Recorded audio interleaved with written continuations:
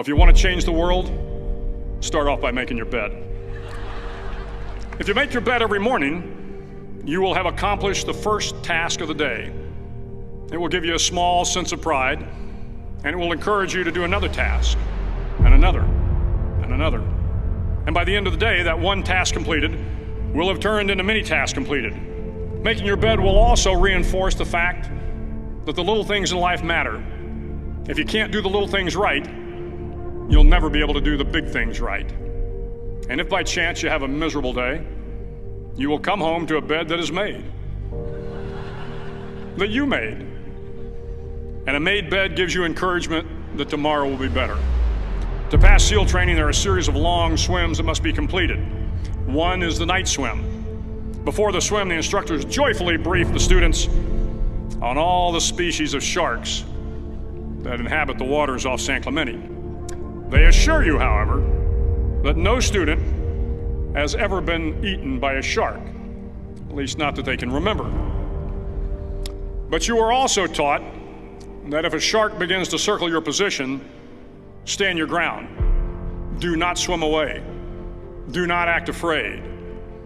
And if the shark, hungry for a midnight snack, darts towards you, then summons up all your strength and punch him in the snout, and he will turn and swim away. There are a lot of sharks in the world. If you hope to complete the swim, you will have to deal with them. So if you want to change the world, don't back down from the sharks. Over a few weeks of difficult training, my SEAL class, which started with 150 men, was down to just 42. There were now 6 boat crews of 7 men each. I was in the boat with the tall guys, but the best boat crew we had was made up of the little guys, the Munchkin crew, we called them. No one was over 5'5". The Munchkin boat crew had 1 American Indian, 1 African American, 1 Polish American, 1 Greek American, 1 Italian American, and 2 tough kids from the Midwest. They out-paddled, outran, and outswam all the other boat crews. The big men in the other boat crews would always make good-natured fun of the tiny little flippers the Munchkins put on their tiny little feet prior to every swim. But somehow these little guys from every corner of the nation and the world always had the last laugh, swimming faster than everyone and reaching the shore long before the rest of us. SEAL training was a great equalizer. Nothing mattered but your will to succeed, not your color, not your ethnic background, not your education, not your social status. If you want to change the world, measure a person by the size of their heart, not by the size of their flippers. The 9th week of training is referred to as Hell Week. It is 6 days of no sleep, constant physical and mental harassment, and 1 special day at the Mud Flats. The Mud Flats are an area between San Diego and Tijuana where the water runs off and creates the Tijuana Sloughs, a swampy patch of terrain where the mud will engulf you. It is on Wednesday of Hell Week that you paddle down in the mud flats and spend the next 15 hours trying to survive the freezing cold, the howling wind, and the incessant pressure to quit from the instructors.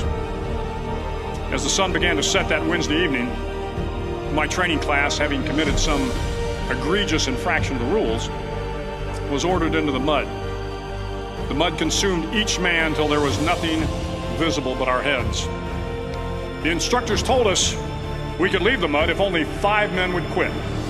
Only 5 men, just 5 men, and we could get out of the oppressive cold. Looking around the mud flat, it was apparent that some students were about to give up. It was still over 8 hours till the sun came up. 8 more hours of bone-chilling cold. The chattering teeth and the shivering moans of the trainees were so loud, it was hard to hear anything. And then one voice began to echo through the night. One voice raised in song. The song was terribly out of tune, but sung with great enthusiasm. One voice became 2, and 2 became 3, and before long, everyone in the class was singing. The instructors threatened us with more time in the mud if we kept up the singing, but the singing persisted, and somehow the mud seemed a little warmer, and the wind a little tamer, and the dawn not so far away. If I have learned anything in my time traveling the world, it is the power of hope. The power of one person, a Washington, a Lincoln, King, Mandela, and even a young girl from Pakistan, Malala. One person can change the world by giving people hope. So if you want to change the world, start each day with a task completed. Find someone to help you through life. Respect everyone. Know that life is not fair and that you will fail often. But if you take some risks, step up when the times are the toughest, face down the bullies, lift up the downtrodden, and never ever give up.